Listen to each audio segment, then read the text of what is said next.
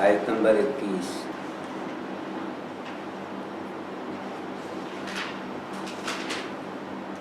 اعوذ باللہ من الشیطان الرجیم،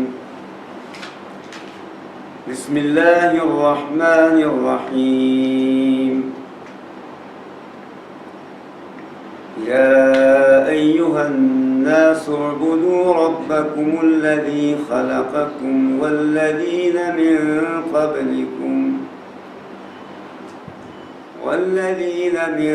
قبلكم لعلكم تتقون الذي جعل لكم الأرض فراشا والسماء بناء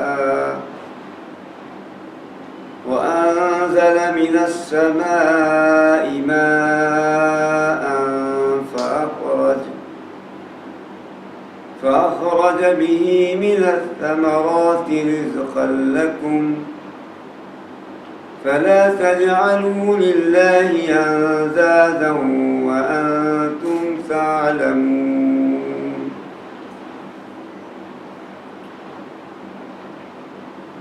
اے لوگو،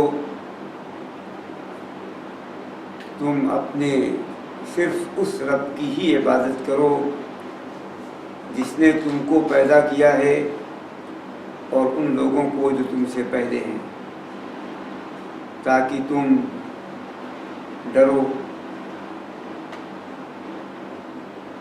تاکہ تم متقی بنو۔ جس نے تمہارے لیے زمین کو بستر بنا دیا اور آسمان کو چھت، اور اس نے آسمان سے بارش اتارا تو اس سے پھلوں کو نکالا تمہارے لیے رزق کے لیے طور پر، تو تم اللہ کا ہمسر نہ بناؤ جانتے ہوئے، تو تم اللہ کا ہمسر نہ بناؤ اس حال میں کہ تم جانتے ہو۔ اللہ تبارک و تعالیٰ نے جب 3 یا 4 گروہوں کا تذکرہ کیا تو اب ان سب کو اپنی عبادت کی دعوت دی ہے اور ان سب کو اپنی عبادت کا حکم دیا ہے۔ 4 گروہ مسلمانوں کا، کافروں کا، منافقوں کا، اہل کتاب کا، تو ان سب کو اللہ تبارک و تعالیٰ نے دعوت دی کہ صرف اور صرف اپنے رب کی ہی عبادت کرو۔ قرآن کریم میں سب سے پہلا حکم جو اللہ تعالیٰ نے دیا ہے وہ یہی عبادت کا ہے، ایک اللہ کی عبادت۔ اس سے پہلے کوئی اور حکم نہیں آیا ہے۔ تو پہلا حکم ہے ایک اللہ تبارک و تعالیٰ کی عبادت کا۔ فرمایا اللہ تعالیٰ نے یا ایھا الناس اعبدوا ربکم۔ کچھ لوگوں نے کہا کہ ناس سے مراد مشرک ہیں، کافر۔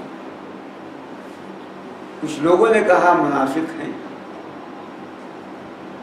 کچھ لوگوں نے کہا کہ تینوں شامل ہیں، مومن، کافر، منافق۔ جو عبداللہ ابن عباس رضی اللہ تعالیٰ عنہ نے فرمایا وہ یہ کہ کافر اور منافق،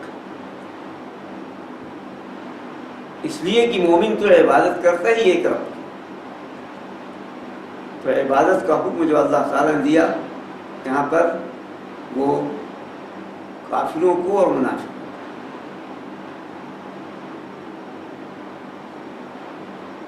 جن لوگوں نے کہا کہ مسلمان بھی اس میں شریک ہیں تو اس سے مراد ہے عبادت میں ہمیشگی، عبادت میں استمراریت، اس عبادت میں ثابت قدمی۔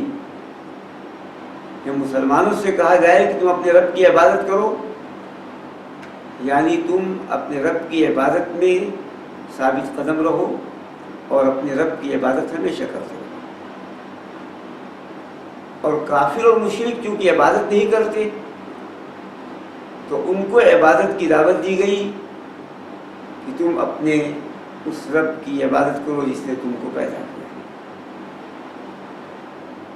بہت سے لوگوں نے کہا ہے کہ الناس یہ عام ہے، جب سے قرآن نازل ہوا اس وقت سے لے کر قیامت تک کے لوگوں کو یہ حکم ہے، اور ہر زمانے اور ہر جگہ کے لوگوں کو یہ اللہ تبارک و تعالیٰ نے حکم دیا ہے کہ وہ سب صرف ایک اللہ کی عبادت کریں۔ یا ایھا الناس اعبدوا ربکم، اللہ تبارک و تعالیٰ نے جو دلیل دیا پہلی رب، اپنے رب کی عبادت کرو، اللہ نہیں کہا، اللہ نہیں کہا کہ ایک اللہ کی عبادت کرو، کہا اپنے رب کی عبادت کرو، اس لیے کہ رب ہونا، جب کوئی ربوبیت کا اقرار کرے گا تو عبودیت کا اقرار لازمی ہے۔ ربوبیت کا اگر کوئی اعتراف کرے تو عبودیت کا اعتراف ضروری ہے، اور توحید ربوبیت کے لیے توحید عبودیت اور الوہیت یہ مستلزم ہے۔ رب پالنے والا، جس طریقے سے کہ ایک بچے کا سب سے قریبی اس کی ماں ہوتی ہے، اس لیے کہ ماں اس کو پالتی ہے، اس کی دیکھ ریکھ کرتی ہے، تو انسانوں کا اور تمام مخلوقات کا سب سے قریبی ایک اللہ ہے، اس لیے کہ اسی نے پالا ہے، وہی پال رہا ہے، وہی تربیت کر رہا ہے، اس لیے اللہ تبارک و تعالیٰ نے رب کہا۔ کچھ لوگوں نے یہ کہا ہے کہ منافقوں کے بارے میں ہے کہ انہوں نے الوہیت کا انکار کیا تو اللہ تبارک و تعالیٰ نے ربوبیت کا تذکرہ کر کے انہیں عبادت کی دعوت دی، اس لیے کہ ربوبیت وہ چیز ہے کہ جس پر اگر انسان غور کرے تو یہ سمجھے گا کہ ایک اللہ کی ہی عبادت ضروری ہے اور اس میں کسی کو شریک نہ کیا جائے، اس لیے کہ وہی ہے پالنے والا۔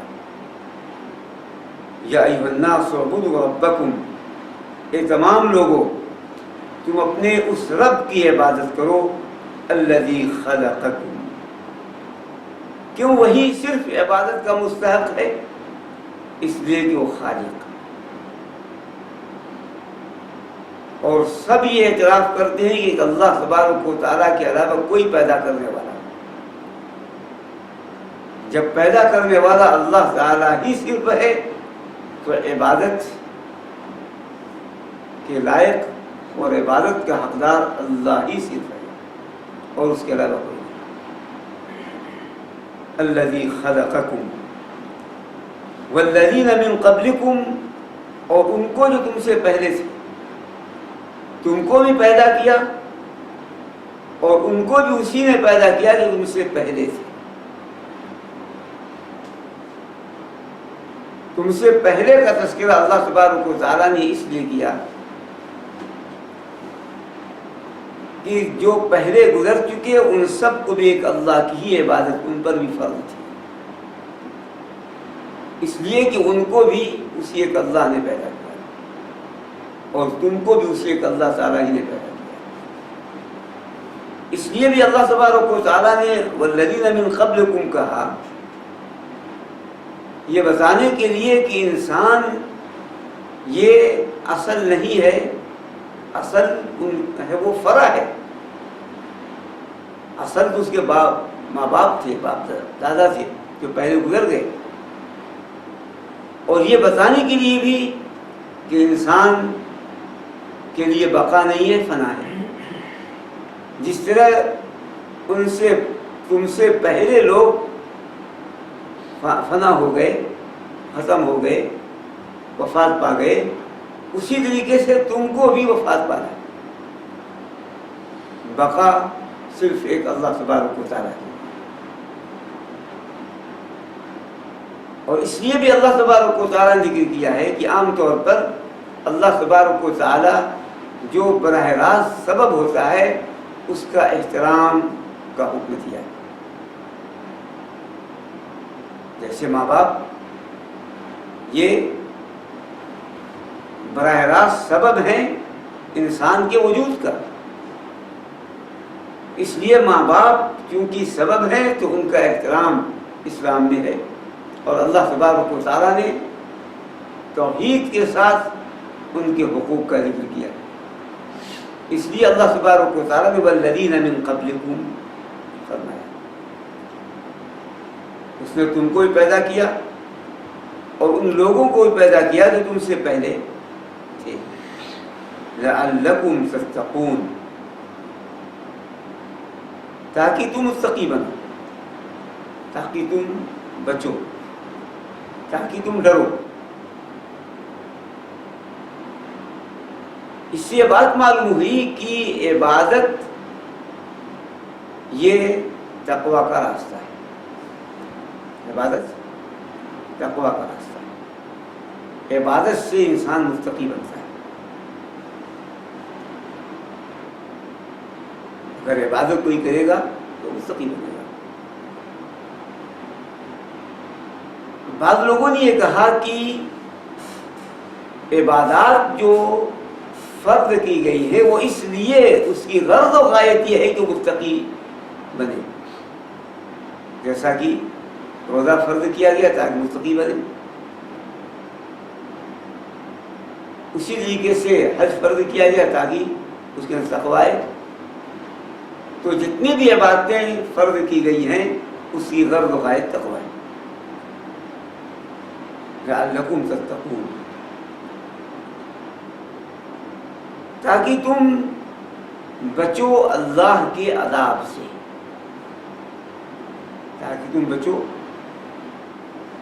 اللہ کے عذاب سے، جہنم سے، لعلکم تتقون، تاکہ تم بچو جہنم سے، تاکہ تم بچو اللہ کے عذاب سے۔ اس لیے کہ اگر کوئی ایک اللہ کی عبادت نہیں کرتا اور اس کے ساتھ شریک کرتا ہے کسی کو تو وہ اللہ کے غضب کو دعوت دیتا ہے، اللہ کا عذاب اس پر ہوگا۔ تو اگر تم اللہ کے عذاب سے بچنا چاہتے ہو تو ایک اللہ کی ہی عبادت کرو،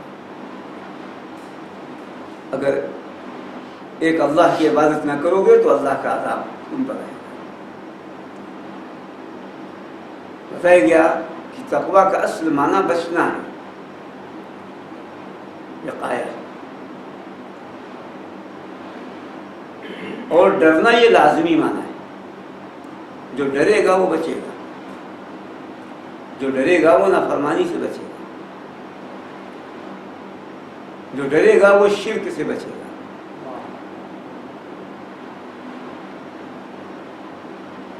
جو ڈرے گا وہ ایک اللہ تبارک و تعالیٰ کی عبادت میں کسی کو شریک نہیں کرے گا۔ لعلکم تتقون، اللہ تبارک و تعالیٰ کی دو طرح کی صفات ہیں، ایک کو صفات جلال کہا جاتا ہے اور ایک کو صفات جمال۔ صفات جلال وہ ہیں جیسے المتکبر، القوی، القادر، القہار، الجبار، المنتقم، یہ صفات جلال ہیں۔ صفات جمال ہیں رحیم، ودود، کریم، اس طرح کی صفات صفات جمال ہیں۔ تو تاکہ تم بچو کہ اس کے جو جلال کی صفات ہیں ان صفات سے تم دو چار نہ ہو، لعلکم تتقون۔ اللہ تبارک و تعالیٰ کا انعام دو ہے، ایک ایجاد، دوسرے امداد۔ ایجاد کا ذکر ہوا، ایجاد وجود بخشنا، تو اللہ تبارک و تعالیٰ نے تمہیں وجود بخشا ہے، تم کو وجود بخشا ہے، تم نہیں تھے، تمہیں وجود عطا کیا۔ دوسری نعمت وہ ہے امداد، مدد سے۔ اب جب اللہ تعالیٰ نے وجود بخشا تو اب اس جسم کے لیے اور اس روح کے لیے اللہ تبارک و تعالیٰ نے اس کی استمراریت کے لیے، زندگی کے لیے، حیات کے لیے اللہ تبارک و تعالیٰ نے بہت سے وسائل و اسباب پیدا کیے، اس میں بھی کوئی شریک نہیں، صرف ایک اللہ۔ تو یہ دلائل ہیں ایک اللہ کی عبادت کی۔ پہلی دلیل، اس نے تم کو بھی پیدا کیا، تم کو وجود بخشا، اور وجود بخشنے میں کوئی شریک نہیں اس کا، تم سے پہلوں کو بھی اسی میں وجود بخشا، اس میں کوئی شریک نہیں ہے، تو اس کی عبادت میں بھی کوئی شریک نہیں، اس لیے وہی عبادت کا مستحق ہے، اسی نے پیدا کیا۔ اسی طریقے سے جو انعامات ہیں روح اور جسم کی حفاظت کے لیے، اس کو باقی رکھنے کے لیے، اس میں بھی اس ایک اللہ کا کوئی شریک نہیں، اسی نے کیا ہے، سب اسی نے عطا کیا ہے۔ تو دوسری آیت میں اللہ تبارک و تعالیٰ نے امداد جو نعمتیں ہیں، امداد کی نعمت اس کا ذکر کیا، الذی جعل لکم الارض فراشا، جس نے تمہارے لیے زمین کو بستر بنا دیا ہے۔ زمین صرف اسی ایک اللہ نے پیدا کیا۔ جعل کا معنی بعد میں کہا سیرہ ہے، بعد میں کہا خلقہ ہے، پیدا کیا ہے اس نے زمین کو، اسی ایک اللہ نے تمہارے لیے زمین کو پیدا کیا۔ تو زمین کو اللہ تبارک و تعالیٰ نے پیدا کیا تاکہ تم زمین پہ آباد رہو، اسی ایک اللہ نے پیدا کیا۔ کوئی نہیں ہے جو زمین کو پیدا کر سکے، تمہارے لیے پیدا کیا، تم کو پیدا کیا تو تمہارے لیے زمین کو پیدا کیا، اس نے بنایا۔ ارض عام طور پر جہاں بھی ہے وہ مفرد استعمال ہوتا ہے، اور جو سما ہے وہ جمع استعمال ہوتا ہے۔ پورے قرآن کریم میں اللہ تبارک و تعالیٰ نے ارض کو واحد استعمال کیا ہے اور آسمان کو جمع استعمال کیا ہے، سماوات، جبکہ زمین بھی ساتھ ہے اور آسمان بھی ساتھ ہے۔ چونکہ زمین تہ بتہ ہے، بیچ میں کوئی جگہ خالی نہیں ہے، اس لیے وہ سب ایک کے حکم میں، اور آسمان اس کے درمیان ایک بہت بڑا خلا ہے، ایک آسمان سے دوسرے آسمان تک، دوسرے تیسرے آسمان تک، اس میں بہت سی مخلوق ہیں، اللہ تبارک و تعالیٰ کی فرشتے ہیں، اس لیے اللہ تبارک و تعالیٰ نے سماوات کہا۔ جس نے تمہارے لیے زمین کو بنا دیا بستر، فراش بستر کو کہتے ہیں، بستر بنایا اللہ تبارک و تعالیٰ نے زمین کو۔ بستر اس لیے کہا ہوتا ہے کہ اس پر آرام کیا جائے، بستر نرم ہوتا ہے، بستر سکون کے لیے ہوتا ہے، بستر سکون کے لیے ہوتا ہے، آرام کے لیے ہوتا ہے، نرم ہوتا ہے۔ تو اسی طرح اللہ تبارک و تعالیٰ نے بتایا کہ زمین کو بستر بنایا، اس کو برابر بنایا، زمین کو سخت نہیں بنایا،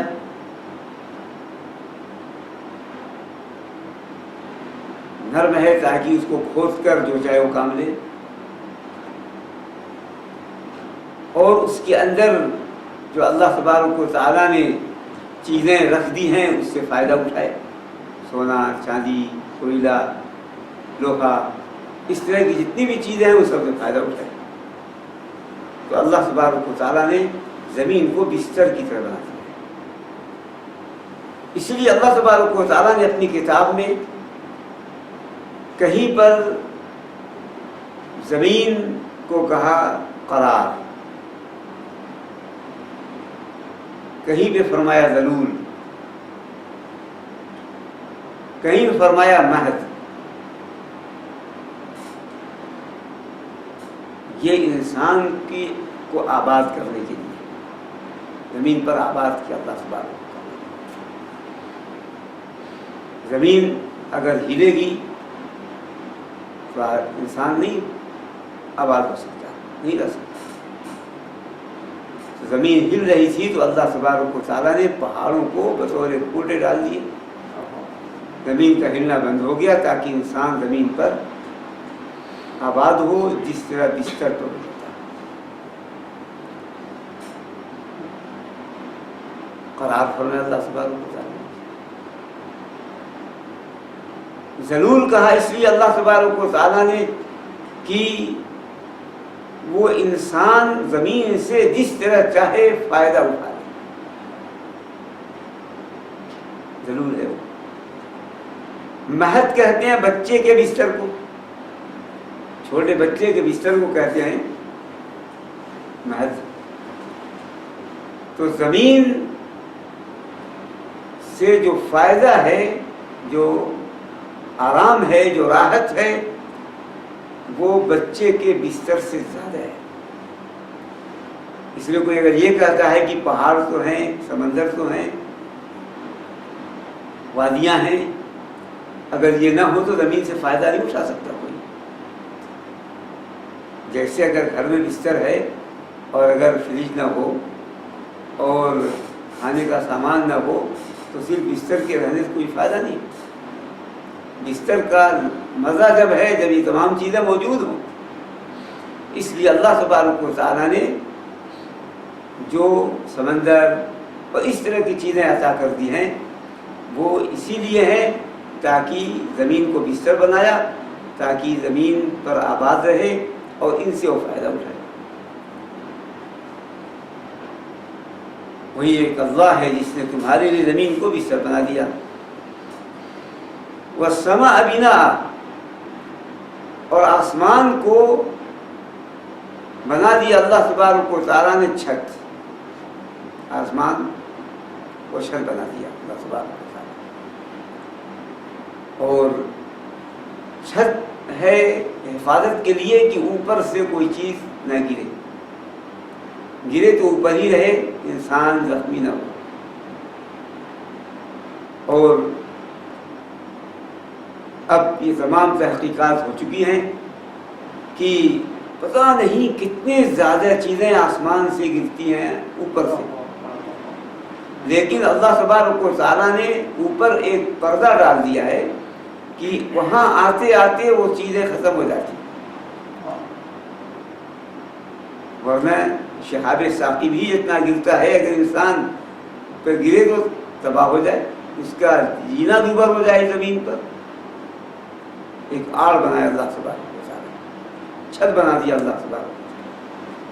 اور بنا کے اندر یہ چیز ہے کہ وہ بہت مستحکم ہے، مضبوط ہے، ٹھوس ہے۔ اسی کو اللہ تبارک و تعالیٰ نے دوسری جگہ ارشاد فرمایا ہے وَجَعَلْنَا السَّمَاءَ سَقْفًا مَحْفُوظًا، سورہ انبیاء آیت نمبر 32۔ ہم نے آسمان کو محفوظ چھت بنا دیا، حفاظت والا چھت۔ تو اللہ تبارک و تعالیٰ نے، کوئی ہے جو بنائے زمین اور آسمان کو، کوئی ہے جس نے حصہ لیا ہو زمین و آسمان کے بنانے میں، وہ بھی ایسا کہ تمام انسانوں کے کام آئے، فائدے میں ہو، فائدہ اٹھائے انسان۔ وَأَنزَلَ مِنَ السَّمَاءِ مَاءً، یہاں سما سے مراد بادل ہے. بتایا گیا سما جو چیز اوپر ہو اس کو سما کہتے ہیں. اور بادل سے اتارا اس نے پانی، بارش.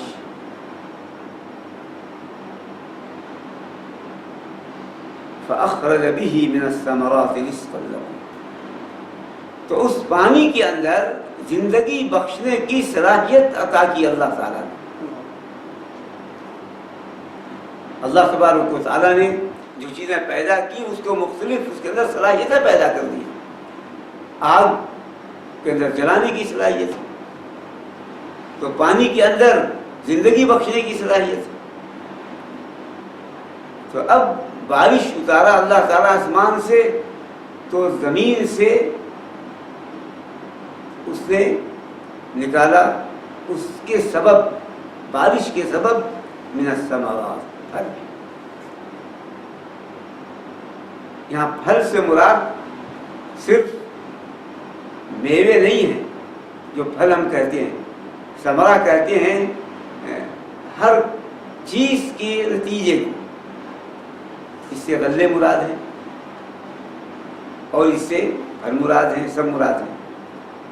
اللہ تبارک و تعالیٰ نے نکالا رزقا لکم، تمہارے لیے رزق کے طور پر، تمہارے لیے بھی، تمہارے چوپایوں کے لیے بھی، تمہارے جانوروں کے لیے بھی. تو انسان کو پیدا کیا تو اس کے رہنے کے لیے زمین عطا کی، اور اوپر سے حفاظت آسمان سے کیا، اور پھر اس کے کھانے اور پینے کا بندوبست کیا، رزق عطا کیا. رزق ہم کہتے ہیں صرف مال کو رزق کہتے ہیں، ایسا نہیں ہے. صرف مال ہی رزق نہیں ہے. رزق کہتے ہیں ہر وہ چیز جس سے انسان نفع اٹھائے، ہر وہ چیز جس سے انسان فائدہ اٹھائے وہ رزق ہے. اگر ایک شخص نے مال حاصل کیا، محنت کیا، لیکن اس مال سے فائدہ اس نے نہیں اٹھایا تو کوئی رزق نہیں ملا. رزق کہتے ہیں فائدہ اٹھائے. اسی لیے رزق اولاد بھی رزق ہے، تندرستی رزق ہے، کھانا رزق ہے، پانی رزق ہے. جن جن چیزوں سے لباس رزق ہے، جس سے انسان فائدہ اٹھائے، نفع اٹھائے، وہ رزق. تو اللہ تبارک و تعالیٰ نے تمہارے لیے رزق کے طور پر پھلوں کو، غلوں کو نکالا، اس پانی کے ذریعے سبب بنایا اللہ تعالیٰ نے پانی.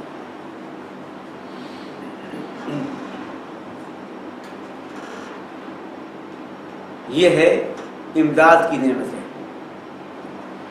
عطا کی اللہ تبارک و تعالیٰ. تو نعمت ایجاد اور نعمت امداد، دونوں نعمت صرف اللہ تبارک و تعالیٰ. اور یہ جو حکم دیا اللہ تبارک و تعالیٰ نے عبادت کا، یہ عبادت دائمی ہونی چاہیے، ہمیشہ عبادت.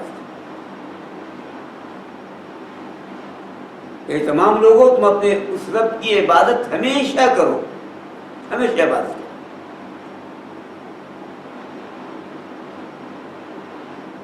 فَلَا تَجْعَلُوا لِلَّهِ أَنْدَادًا وَأَنْتُمْ تَعْلَمُونَ، تو تم اللہ کا ہمسر نہ بناؤ اس حال میں کہ تم جانتے. یہ جملہ متعلق کس سے ہے؟ تو تین باتیں مفسرین کرام رحمہ اللہ نے پیش کی ہیں. پہلی بات یہ ہے کہ اعبدوا سے متعلق ہے کہ تمام لوگوں تم اپنے اس ایک رب کی ہی عبادت کرو جس نے تم کو پیدا کیا، اور اس ایک رب کا کسی کو ہمسر نہ بناؤ، اس میں شریک نہ کرو، ایک رب کی عبادت.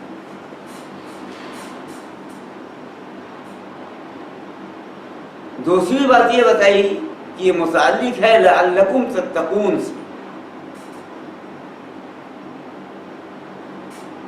تم رب کے عذاب سے، اپنے اللہ کے غضب سے، جہنم سے جب بچو گے جب تم ایک اللہ کی ہی عبادت کرو اور اس کے ساتھ کسی کو شریک نہ کرو، ایک اللہ کا تم کسی کو ہمسر نہ کرو۔ تیسری بات یہ بتائی کہ متعلق ہے الذی جعل لکم الارض فراشا، جب پیدا کرنے والا اللہ، زمین کو تمہارے لیے بستر بنانے والا ایک اللہ، آسمان کو تمہارے لیے چھت بنانے والا ایک اللہ، تمہیں جو پیدا کیا اس کی بقا کے لیے، زندگی کے لیے غلے اور کھانا پینا عطا کرنے والا صرف ایک اللہ، تو پھر تم ایک اللہ کا ہمسر کیسے بناؤ؟ جب اس کا کوئی ہمسر ہی نہیں ہے تو اس کا ہمسر نہ بناؤ، جیسا کوئی ہے ہی نہیں ہے، وہی ایک اللہ ہے صرف۔ تو اللہ تبارک و تعالیٰ نے ہمیں جب حکم دیا کہ صرف اپنے رب کی ہی عبادت کرو، تو ہمیں دلیل بھی دے دیا اللہ تبارک و تعالیٰ، دلیل بھی دے دیا اللہ تبارک و تعالیٰ نے کہ کیوں وہی صرف عبادت کا مستحق ہے، اور اس کی عبادت میں کسی کو شریک کچھ بھی کبھی بھی کیوں نہیں کرنا چاہیے، اس لیے کہ وہی خالق ہے، اس کے خالق ہونے میں کوئی اس کا شریک نہیں، وہی رازق ہے، اس کے رازق ہونے میں کوئی شریک نہیں، وہی مدبر ہے، وہی رب ہے، اس کے رب ہونے میں کوئی شریک نہیں، تو عبادت میں کیا اس کا کوئی شریک ہوگا؟ تو اللہ تبارک و تعالیٰ کا یہ احسان ہے کہ اللہ تبارک و تعالیٰ نے ہمیں دلائل دیے کہ کیوں صرف ایک اللہ کی عبادت کی جائے اور ایک اللہ تعالیٰ کی عبادت میں کسی کو کچھ بھی شریک نہ کیا جائے۔ فَلَا تَجْعَلُوا لِلَّهِ أَنْدَادًا وَأَنْتُمْ تَعْلَمُونَ، انداز ند کی جمع ہے، انداز ند کی جمع ہے۔ ند کہتے ہیں برابر، ہمسر کو، ہم مثل کو، جیسے اللہ جیسا کسی کو مت بناؤ۔ اور اس پر رسول اکرم صلی اللہ علیہ وآلہ وسلم کی اہم احادیث ہیں۔ اس سے بات معلوم ہوتی ہے کہ اگر تھوڑا بھی شریک کر دیا اللہ تبارک و تعالیٰ کے ساتھ تو پھر اس نے اللہ کو ہمسر، اللہ کا ہمسر بنا دیا، اللہ جیسا بنا دیا اسے۔ عبداللہ بن عباس رضی اللہ عنہ فرماتے ہیں کہ ایک صاحب نے رسول اکرم صلی اللہ علیہ وآلہ وسلم سے کہا ماشاء اللہ و شئت، اللہ نے چاہا اور آپ نے چاہا تو یہ کام ہو جائے گا۔ ہم عام طور پر کہتے تھے، آپ صلی اللہ علیہ وسلم ناراض ہو گئے، فرمایا اجعلتنی للہ ندا، آپ نے مجھ کو یہی ند، آپ نے مجھ کو اللہ کا ہمسر بنا دیا، اللہ جیسا بنا دیا۔ قل ما شاء اللہ وحدہ، آپ کہیں صرف اللہ نے چاہا بھی ہوگا۔ اور دوسری روایت میں آپ کہیے ما شاء اللہ اور ثم شئت، اللہ نے چاہا پھر آپ نے چاہا، یہ کام ہوگا۔ تو اگر ہمیں کہنا ہے تو پھر لگائیں گے، ثم لگائیں گے، یا کہیں گے صرف ایک اللہ ہی نے چاہا تو یہ کام ہوگا، آپ سبب بن جائیں، اللہ آپ کو سبب بنا دیں، یہ کر سکتے ہیں۔ تو یہاں رسول اکرم صلی اللہ علیہ وآلہ وسلم نے یہ فرمایا، اور فرمایا جب انہوں نے کہا کہ اللہ نے چاہا اور آپ نے چاہا تو کام ہو جائے گا، اور میں یہ برابری ہے، اور میں برابری ہے، اللہ نے چاہا اور آپ نے چاہا برابر، پھر میں برابری نہیں، تاخیر ہے، کیونکہ تاخیر کے لیے آتا ہے۔ تو اور آپ نے چاہا اور اللہ نے چاہا، تو آپ صلی اللہ علیہ وآلہ وسلم نے ہمیں کہ جعلتنی للہ ندا، آپ نے اس کو اللہ جیسا بنا دیا، اللہ کے برابر کر دیا۔ آپ کہیے کہ صرف ایک اللہ نے چاہا دیا۔ اس طرح کی بہت سی احادیث ہیں رسول اکرم صلی اللہ علیہ وآلہ وسلم کی، عائشہ صدیقہ رضی اللہ عنہ روایت کرتے بھی ہیں اور دوسری بھی احادیث ہیں۔ اسی لیے اس کی شرح میں اس ابن عباس رضی اللہ تعالیٰ عنہ فرماتے ہیں کہ شرک یہ چیونٹی کے ریگنے سے زیادہ خفیہ ہے۔ رات اندھیری ہو اور پتھر کالا ہو، اس پر کالی چیونٹی ریگے، اس سے بھی زیادہ خفیہ شرک ہے۔ اس کی شرح میں فرمایا گویا اگر اس سے بھی کم، ظاہر بات ہے کہ رات تاریک ہو، پتھر کالا ہو، چیونٹی اس پر ہو تو ہمیں نظر نہیں آئے گی، نظر نہیں آئے گی۔ تو اس سے بھی معمولی اگر کوئی شرک کرتا ہے تو اللہ کے برابر مان جائے. پھر وہ مثال دے کے کہتے ہیں, فرماتے ہیں ابن عباس رضی اللہ تعالیٰ عنہ فرماتے ہیں جیسا کہ تم میں کا کوئی کہتا ہے کہ اللہ کی قسم اور میری زندگی کی قسم, اللہ کی قسم میری زندگی کی قسم, اللہ کی قسم جان کی قسم, میری جان کی قسم, یہ شرک ہے, اللہ کے برابر بنا دیا. یہ فرمایا رسول اکرم صلی اللہ علیہ وسلم نے کہ من حلف بغیر اللہ فقد اشرک, جس نے اللہ کے علاوہ قسم کھائی تو شرک کیا. وہ فرماتے ہیں جیسے تم میں کا کوئی کہے کہ اگر کتا نہ ہوتا تو چور آتا. شرک ہے, اللہ کے برابر کر دیا. کتا نہ آتا, کتا نہ ہوتا تو چور چوری کر کے چلا جاتا, یہ بھی شرک ہے. اگر بطخ نہ ہوتی ولولا البط فی الدار لآتانا اللصوص, اگر بطخ گھر میں نہ ہوتی تو ہمارے گھر میں چور آ جاتا. یہ ابن عباس رضی اللہ تعالیٰ نے مثال دے کے بتایا کہ یہ سب شرک ہے اور اللہ کی جیسا بنانا ہوا نت بنانا, اللہ جیسا بنایا. یہ کہے کہ اللہ نے کتے کو سو بنایا, کتے کو دریا بنایا, بچایا اللہ نے, چور سے حفاظت اللہ نے کی, یہ کہنا چاہیے. عبداللہ بن عباس رضی اللہ تعالیٰ عنہ نے فرمایا ہے فَلَا تَجْعَلُوا لِلَّهِ أَنْدَادًا وَأَنْتُمْ تَعْلَمُونَ, اس حال میں کہ تم جانتے ہو, یعنی جانتے ہوئے تم اللہ کے برابر بناؤ کسی کو, اللہ جیسا بناؤ کسی کو. یہاں پہلی بات یہ معلوم ہوئی کہ ایک وہ گناہ جو جان کر کیا جائے وہ زیادہ برا ہوتا ہے, زیادہ سخت ہوتا ہے اس کا عذاب, اس گناہ سے جو کرے جو جانتا نہ. جانتے ہوئے تم شرک کرو, اللہ کا ہمدرد بناؤ, یہ تو بہت بڑا جرم ہے. اس حال میں کہ تم جانتے ہو, کیا جانتے ہو, تم یہ جانتے ہو اس لیے کہ مکے کے لوگ تمام یہ عقیدہ رکھتے تھے کہ پیدا اللہ ہی نے کیا. یہ سب چیزیں جو آسمان و زمین اللہ ہی نے پیدا کیا, ہمیں بھی اللہ ہی نے پیدا کیا, یہ سب نعمتیں ہمیں اللہ ہی نے عطا کیا. تو جب تم یہ جانتے ہو کہ تم کو اللہ ہی نے پیدا کیا, زمین و آسمان کو اللہ ہی نے پیدا کیا, تمہیں جو کھانا عطا کیا, رزق اللہ ہی نے عطا کیا, جب تم یہ جانتے ہو تو جانتے ہی بھی اللہ کا ہمسر کیوں بناتے ہو؟ اس حال میں کہ تم جانتے ہو سے مراد یہ ہے کہ رسول اللہ صلی اللہ علیہ وسلم جو دین کی دعوت دے رہے ہیں, ایک اللہ کی طرف بلا رہے ہیں, تم جانتے ہو کہ یہ برحق ہے, برحق جانتے ہوئے تم شرک کر رہے ہو, اللہ کا ہمسر بنا رہے ہو. یہ ہے جو فرمایا اللہ تبارک و تعالیٰ نے. یہاں پر باتیں ذرا تفصیل طلب کچھ اور ہیں جو علماء کرام نے ذکر کیا ہے. پہلی چیز یہ کہ سانے اللہ موجود ہے. ان آیتوں سے پتہ چلا کہ ایک اللہ موجود ہے, سب کو بنانے والا موجود ہے.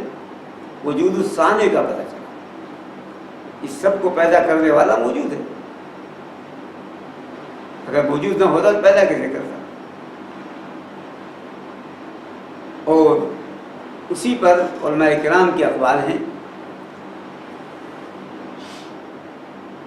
ایک بدو سے پوچھا گیا اللہ تبارک و تعالیٰ کی موجود ہونے پر, تو بدو نے کہا, جب اس سے پوچھا گیا دلیل کیا ہے, کہا سبحان اللہ, اللہ پاک ذات ہے.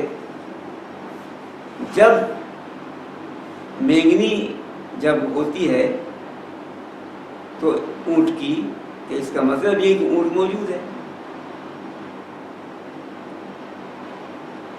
جب کہیں اونٹ کی مینگنی موجود ہے, اس کا مطلب کہ اونٹ ہے جبھی تو مینگنی ہے. جیسا گوبر ہے وغیرہ, اس کا مطلب کہ جانور موجود ہے جبھی تو گوبر پایا گیا.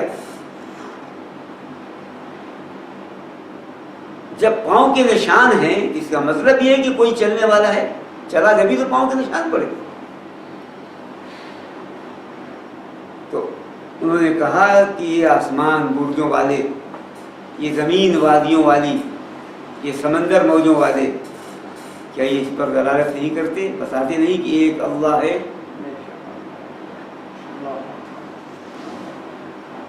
امام مالک رحمۃ اللہ علیہ سے سوال کیا ہارون رشید نے اللہ کے وجود پر، تو انہوں نے فرمایا جتنی زبانیں ہیں مختلف، یہ مختلف آوازیں ہیں، یہ سب دلالت کرتی ہیں کہ ایک اللہ موجود ہے، اللہ موجود ہے. امام شافعی رحمۃ اللہ علیہ سے پوچھا گیا ایک اللہ کے وجود پر، تو انہوں نے کہا کہ توت کا جو پتا ہے اس کا مزہ ایک ہے، اس کو کھاتا ہے اگر کیڑا تو اس سے ریشم نکلتا ہے، اور اسی پتے کو اگر کھائے شہد کی مکھی تو اس سے شہد نکلتی ہے، اور اسی پتے کو اگر کھائے اونٹ جانور تو گوبر اور مینگنیاں نکلتی ہیں، اسی پتے کو کھائے ہرن تو مشک نکلتا ہے، مشک خوشبودار چیز سمجھ جاتی ہے، جبکہ چیز ایک ہے، چیز ایک ہے، ایک اللہ موجود ہے، ایک اللہ جس سے. اور مشہور واقعہ امام حنیفہ رحمۃ اللہ علیہ کا ہے، جب ان کا مناظرہ ہوا جہریوں سے جو ایک اللہ کے وجود کے قائل، اللہ ہے ہی نہیں، وہ مانتے ہیں کہ اللہ ہے ہی نہیں ہے، ان کا یہ عقیدہ ہے. اور پھر امام صاحب جب تاخیر سے آئے تو جو وقت متعین تھا بالکل آخر میں آئے، مناظرے کا وقت تھا.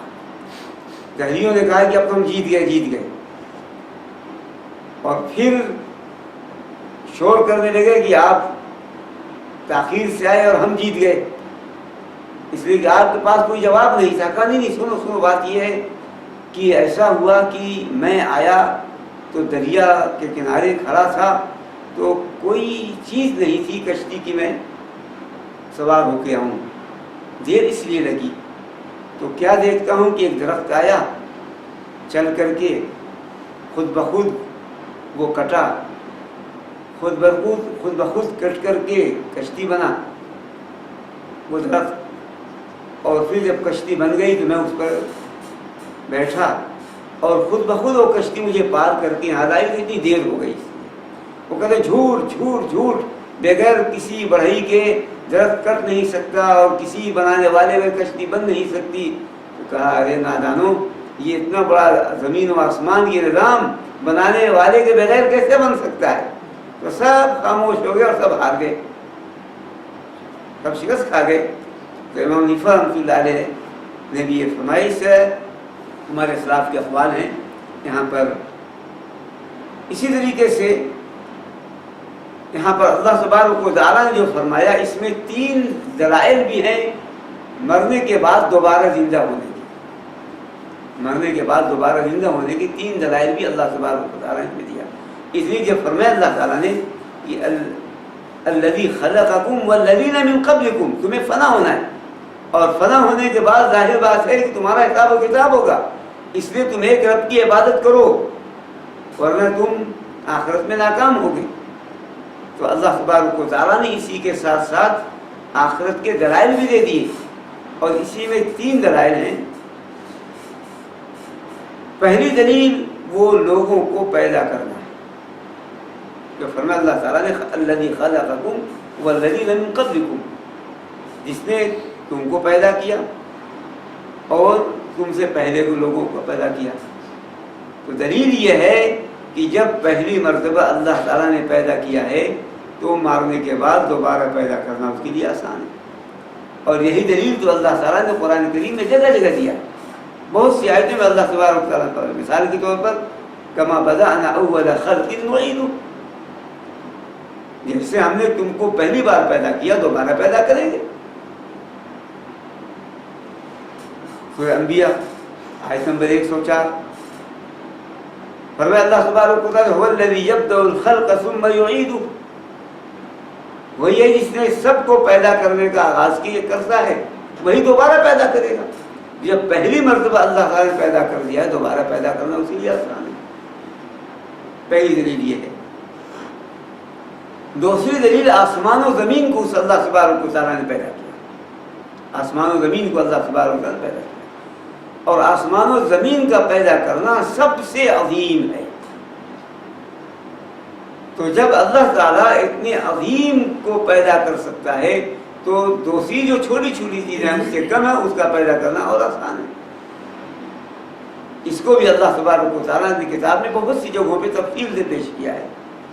مثال کے طور پر اللہ تبارک و تعالیٰ نے ارشاد فرمایا کہ لَخَلْقُ السَّمَاوَاتِ وَالْأَرْضِ أَكْبَرُ مِنْ خَلْقِ النَّاسِ،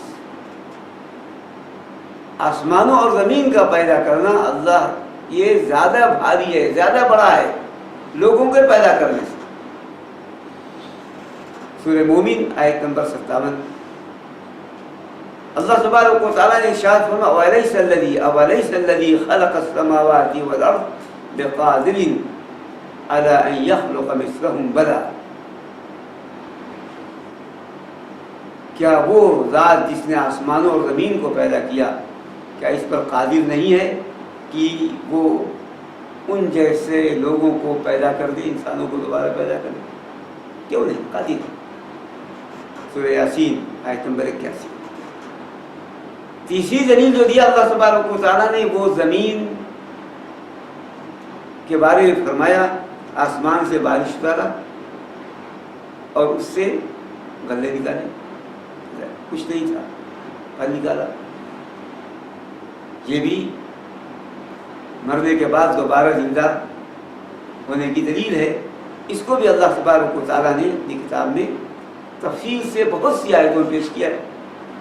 فرمایا اللہ تبارک و تعالیٰ نے وَيُحْيِي الْأَرْضَ بَعْدَ مَوْتِهَا، زمین کو وہ زندہ کرتا ہے اس کے مرنے کے بعد۔ زمین مردہ ہو جاتی ہے، آسمان سے بارش ہوتی ہے، زمین زندہ ہو جاتی ہے۔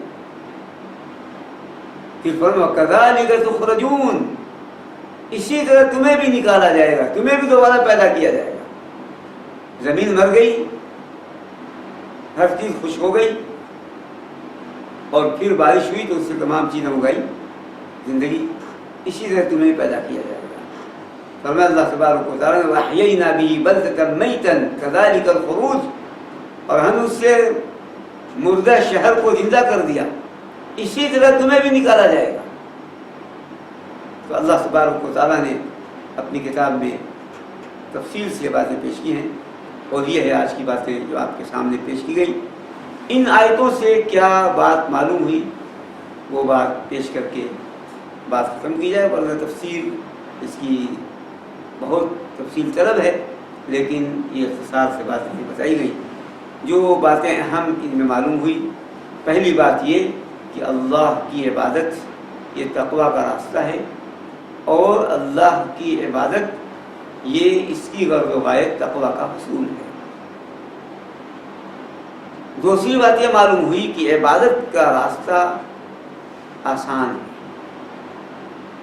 جسے اللہ آسان کرتا ہے، اس لیے کہ عبادت کا ایک معنی آسان کے بھی آتا ہے۔ عبادت کا ایک معنی آسان کیا آتا ہے، جو ایاک نعبد میں بات بتائی گئی، عبادت کا طریق المحبت، وہ راستہ جو بنا دیا جائے۔ جب راستہ بنا دیا جائے گا تو اس پر چلنا آسان ہوگا۔ تو اللہ تبارک و تعالیٰ ہی کی اگر کوئی عبادت کرے گا تو اللہ تعالیٰ اس کے لیے اپنی عبادت کو آسان کرے گا۔ تیسری بات یہ کہ قرآن کریم میں اللہ تعالیٰ نے سب سے پہلا حکم دیا عبادت کا، یہ علامہ ابن تیمیہ رحمۃ اللہ علیہ۔ چوتھی بات یہ ہے کہ عبادت یہ اللہ تبارک و تعالیٰ کی جو جلالی صفات ہیں اس سے یہ رکاوٹ ہے بیچ میں عبادت کہ اس سے اللہ کا غضب نازل ہوگا اگر عبادت نہیں کیا تو۔ پانچویں چیز یہ معلوم ہوئی کہ تمام انسان تمام مخلوقات صرف ایک اللہ کی عبادت کے لیے مامور ہیں. سب کو حکم ہے ایک اللہ کی عبادت کا. یہی تو فرمان اللہ تھا وما خلقت الجن والانس الا لیعبدون. تمام انسانوں اور جنوں کو میں نے اس لیے پیدا کیا کہ میری ہی عبادت کریں. چھٹی بات یہ معلوم ہوئی کہ عبادت یہ ہمیشہ ہونی چاہیے، ہمیشہ ہونی چاہیے.